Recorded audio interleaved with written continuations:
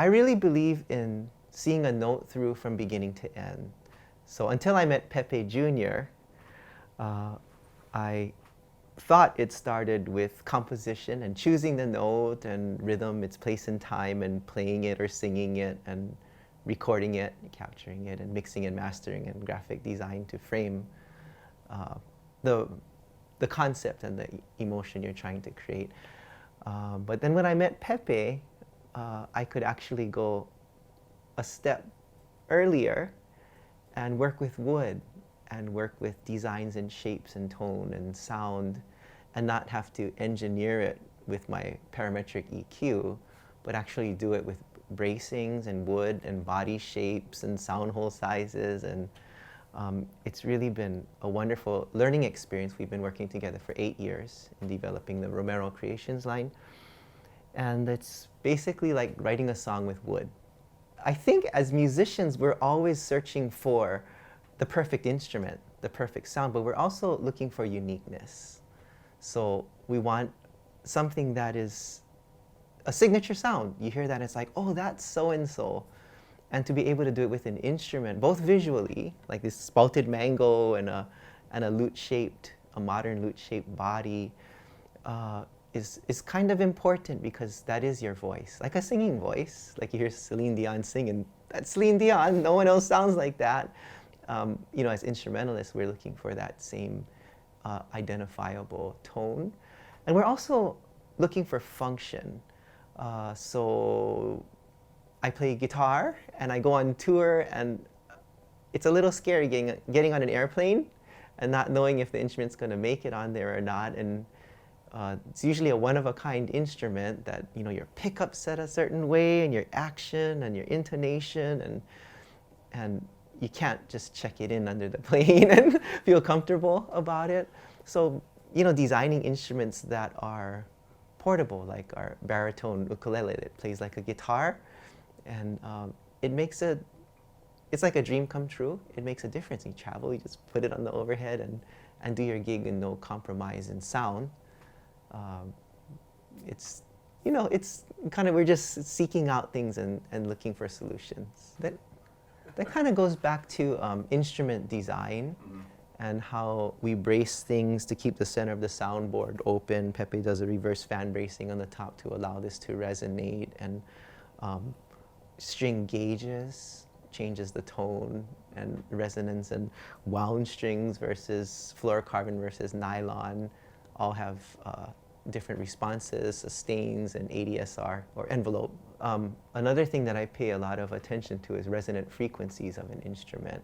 So I do our mixing and mastering, and in acoustic instruments, you always have resonant frequencies that are the result of the size of the body, the bracing, upper, lower bout have different resonant frequencies, and it gets a little complex when you have a combination of those things. So this instrument is all lower bout, and the low notes resonate, and the higher notes, they all have a spot in the instrument, and I'm looking for a more even sound. And the open resonance, I find that it's pretty important to try to use the sustain and the open, if you're looking for a big sound, you know. But if you're looking for like a tight choke sound, then, you know, it doesn't matter. So I started music long ago in the 90s in contemporary jazz. I had a group called Kilauea, and I studied classical and jazz composition and writing. So I'm primarily a writer, and I found that I needed to learn how to play different instruments so my original songs could get heard, or my pieces, because it's hard to get someone to play your music. So I figured, I'll just go play it myself. And so I had to, you know, pick up the instruments and practice them. And about 8 or 9 years ago, I was invited to work with Taiwanese Aboriginal musicians, because they're the Austronesian peoples, and 5,000 years ago originated in the island of Taiwan and migrated through all the islands and even through Hawaii. So Hawaiians are related to Taiwanese Aboriginals, and they traced it through linguistics. And I discovered a passion for world music because I've studied all the nuts and bolts, the harmony, melody, composition, all that stuff in Western music. And I kind of felt like I was being redundant, writing variations of the same songs over and over. And then you go to Taiwanese Aboriginal music, and it sounds nothing like anything I've ever heard before, but they're using the same notes, and it was inspiring. Then I worked with children's choir and a Mongolian musicians from Hulenbear and 5 different tribes. And last year, Chinese opera from the city of Suzhou on an album, Embroidering Melodies, with Kunshu opera, which is 600 years old, and Pingtan, storytelling style, and playing ukulele and slack key guitar and piano on these albums, and hearing all these different instruments. And to me, world music is really the most direct connection between sound and emotion. And there's not all the technical stuff in between, but it's just communicating a feeling. I don't understand what they're saying, but they can make me cry. And so that's where my fascination is, and I'm always trying to do a different project. I think at this point in my career, I'm trying to discover and learn about how different cultures use sound to tell stories and to convey emotion. And then I, through my Western training or ears, I present it in a little bit different light without changing the traditions. My background is in classical guitar as well. When I was 9, I studied classical guitar for 5 years, and I've been a fan of Pepe Romero Sr., who's like the most famous classical guitarist. And I got a chance to do an album with him called Aloha España. And they're classical pieces like Recuerdos and De la Alhambra and Leyenda and Canarios and Romanza and all the classics that I knew growing up. I couldn't play them, but I knew of them, and I listened to him play them. I composed ukulele parts for them, and we did classical guitar and ukulele duets. And that was my immersion into classical music.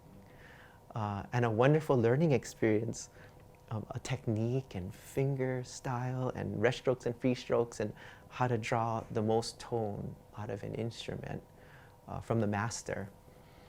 And the following year, I got to record a rock album with Tak Matsumoto, who is the co-founder of Bees, which is the most famous group in Japan. They're a rock group, and they've sold 90 million albums, and they still perform sold-out stadiums about 17 times a year.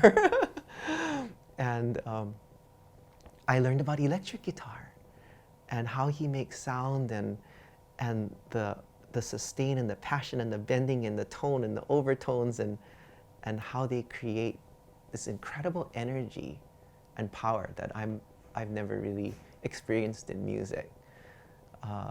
So it's been a wild ride, but I'm always trying to learn about how all these masters create music, and different cultures as well. And then when I write music, it kind of draws from everything. And I think it's best represented in this song I wrote called Napana Elua, which in Hawaiian means the 2 heartbeats, and it's based on a traditional Indian Pali rhythm of 10.5 over 7, 10.5 quarter notes over 7 dotted quarter notes. So 10.5 times 2 is 21, and 7 times 3 is 21. So I wrote the melody in 10.5, and the traditional Indian phrase is 4 plus 2 plus 3 plus 1.5. And then the accompaniment is in 7. And then I played udu, which is an African instrument, a ipuheke percussion instrument. It's a gourd, a Hawaiian instrument, and put a samba partido alto rhythm in 10.5. And combine all these elements from instruments from different musics and put them together in one song. And that's sort of where I find my inspiration for my compositions, and it's been inspiring and enlightening. It's not a good business move because when you play different instruments and you're all constantly in a different genre, there's no